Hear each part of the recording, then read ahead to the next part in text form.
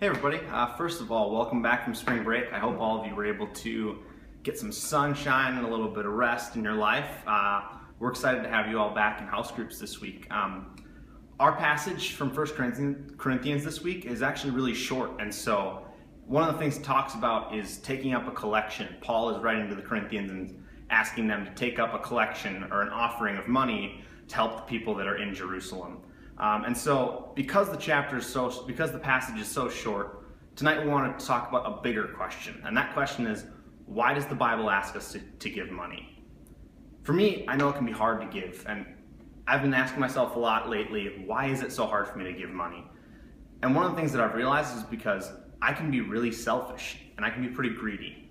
I think about the fact that it's not hard for me at all to shell out $500 for the new iPhone, but it can be a huge challenge for me to try and take out my wallet when the offering plate goes by, or to give money to a different organization. And for me, that all comes back to the fact that I think about myself a lot more than I think about other people.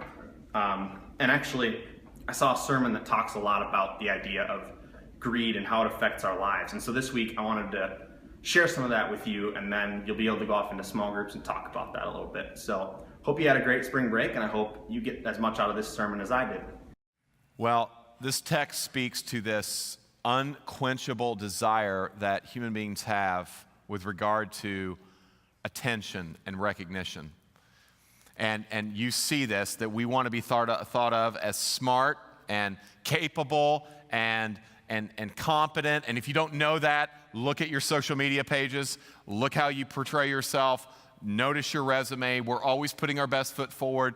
There is this real desire that we have to feel like people think we're good and special and smart. It's just part of the fabric of being a human being. And so as we get into this text, it is about money, so I'm going to warn you right now, the pastor is talking about money today. Yay, aren't you glad you came, okay? But it's more than money. It is money, but it's more than money. One of the theologians that I studied with regard to this text, Dale Bruner, has something very interesting to say about this. He says, the context of this sermon is the quest really for notice, not money. The main way human beings seek notice is by getting and sometimes by giving money. We want money, he says, because we want the esteem that it wins. So when the Bible talks about money, it's talking about more than money, because money is not just the tangible bills or coins that we have in our hand. It's more than that. And we know that it's more than that because when Jesus is talking about his, all the topics in this sermon, money comes up, and we know that Jesus is standing on the shoulders of the Ten Commandments. He said early on in this sermon, I didn't come to do away with the law, to abolish it, but to what? Fulfill it, right? So he is standing really on the 10th commandment in this teaching that says, do not covet. And so coveting is kind of the opposite of what God is wanting for human beings. Coveting is basically saying, all right, I need something more than I need God. I want something in the place of God. I want something I can buy, something I can hold, something I can touch. And if I have that, then I'm good, right? And so it's very interesting when you look at the Ten Commandments in this way, because the first commandment, we saw this in the last few weeks, is have no other gods before me, which is a negative way of saying positively, love God with everything. And then the last commandment is negatively, don't covet, which to positively say, be content. So the first and the last commandment kind of hold things together. If the first commandment is in first place, then that will take care of all my problems that I might have with money, because contentment produces a generous life. Coveting produces a greedy life. And what Jesus is really talking about, and the label that he kind of slaps on the misuse of money, is greed. Money runs the world, but it's not just the status or the idea of wealth. There's something about money and the way we use it and the way we give it that taps into the very fabric of who we are as people. And it's not surprising then that Jesus would talk about money. In fact, he does it in his teachings 25% of the time, which would mean assuming there's 4 Sundays in a month, that if I was doing what Jesus did, that I would speak on money once a month. Now, aren't you glad I'm not like Jesus, right? I mean, because nobody likes it when the pastor talks about money, even the pastor. Like, no, but you know, here we are in the text, right? This is what he's talking about, and he's talking to us about greed. And what I want you to see in our text here is that greed is more than just wanting stuff that we don't have. Now, here's what greed is. It's when you look to money and possessions as your source of meaning and purpose. So it's not just wanting stuff you don't have, right? It's not just wanting to upgrade your lifestyle. It's that you're looking at that upgrade, you're looking at that raise, you're looking at that new house, you're looking at that better job as that which defines you, that which gives you purpose and significance. That is what that is intrinsic in the power of money, or what he calls in verse 24, mammon, right? Mammon means property and stuff, but it also means the esteem, the success we have because we have said property and stuff. So if you read Jesus' words in Matthew, Mark, Luke, and John, here's what you're going to see. He says the biggest threat to your spiritual life is not sexual sin.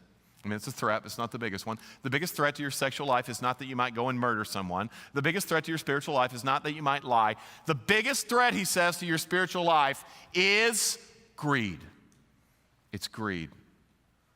And so if you're going to understand greed, it's almost like greed is a substitute God in the place of the one true God.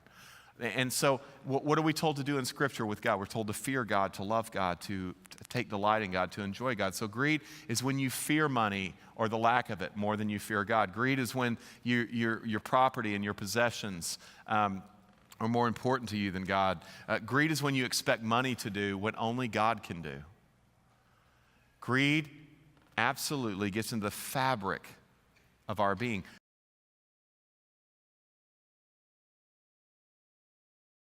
But here's what I love. Jesus gives us the way out. And he actually did it up front in the text. I know we're working backwards. Go back to verse 19. He shows us. Do not lay up for yourselves treasures on earth. Or another way to translate this is, stop laying up for yourselves treasures on earth, where moth and rust destroy and where thieves break in and steal. But, verse 20, lay up for yourselves treasures in heaven, where neither moth nor rust destroy and where thieves do not break in and steal. So literally, it says in the original language of the New Testament, stop treasuring earthly treasures, treasure heavenly treasures. So it's a command, it's an imperative. It's not a suggestion. Like, take your treasure, take your identity, take your passion, make it heavenly. That's what he's saying. When the church, and I'm talking to us right now, when the church starts being radically generous and not trying to get credit for it, not trying to get our reward here on the earth, when that starts happening, that's when things change. So before you go off to small groups, I wanted to actually offer up a challenge for all of us. Many of you might know that our offering money is going to Minneapolis Young Life this year. One of the ways that money gets used is providing meals for all the students and leaders that meet at Young Life on Monday nights. The average cost of a meal is about $180 each week, and a group of people from CPC goes up and serves that meal. It's a really cool way for us to give back, and one of the things that I want us to all do as a way to respond to this idea of being generous and thinking of other people before ourselves is that I want to challenge each house group to try and raise $180 by the end of April. Now, I know $180 can seem like a really big thing, but if you just decide to not spend $5 on something you normally would have spent $5 on, whether that would be going to McDonald's or going to Starbucks, whatever that might be, you can actually raise a good amount of money. And so throughout the next few weeks, I want us to be trying to think of the ways that we can save some money and give it to a great cause like this. And so with that, hope you have a great time in small groups.